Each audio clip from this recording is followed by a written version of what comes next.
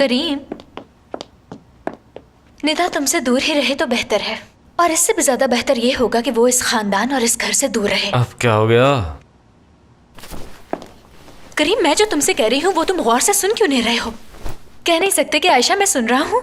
अरे अब वो महज हमारे साथ काम कर रही है, उसका और हमारा क्या वास्ता? काम केक काटे बगैर नहीं हो सकता, इस तरह घर में आ धमकने की क्या जरूरत थी?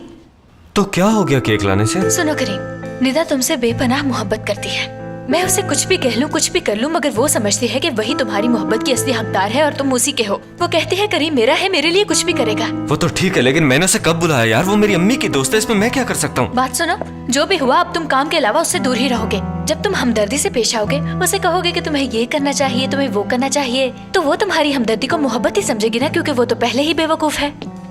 वो समझती है तुम मुझसे प्यार करते हो। देखा नहीं कैसे केक लेकर मुंह उठाए हमारे घर चली आई। करीम, तुम इस बात को समझो, वो औरत सब कुछ बर्बाद कर देना चाहती है। ये कैसी बहकी बहकी बातें करे तुम आयशा, जानती हो? हाँ, क्या मैंने निदा को यहाँ बुलाया कि वो मुसीबत बनाए हमारे लिए? तुम ऐसी बातें करके मुझे गुस्सा दिला रही हो? जब देखो तब निदा निदा निदा। क्या तुमने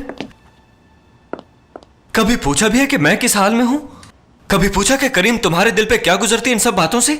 नहीं, क्योंकि तुम्हें अपनी जात के अलावा कोई और नजर ही नहीं आता है ना? अगर मैं उस कंपनी को तबाह कर बैठता हूं तो बाबा शायद मरेंगे नहीं, लेकिन वो पागल जरूर हो जाएंगे दुख से, क्योंकि उन्होंने 30 साल मेहनत मजदूरी करके जिद्दोजहद करके ये सब बनाया। और अगर मैं यहां पे कोई गफलत करता हूं तो पता है क्या होगा?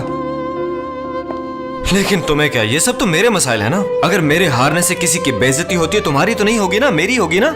नाकामी का सेहरा मेरे सर सजेगा। सब लोग कहेंगे कि हमने पहले कहा था इस नालायक के सुपुर्द मत कीजिए कंपनी। कभी सोचो मैं सबसे पहले क्यों जाता हूं वहां पे? क्योंकि वो सिर्फ हमारा कारोबार नहीं, हमारी विरासत है। 250 लोगों से पहले पहुंचता हूं मैं कंपनी में। दिन रात मेहनत कर रहा हूं मैं उसके लिए। मेरे दोस्त मुझसे कहते हैं कि थोड़ा आराम कर लिया करो यार, तुम काम को इतना सीरियस मत लो।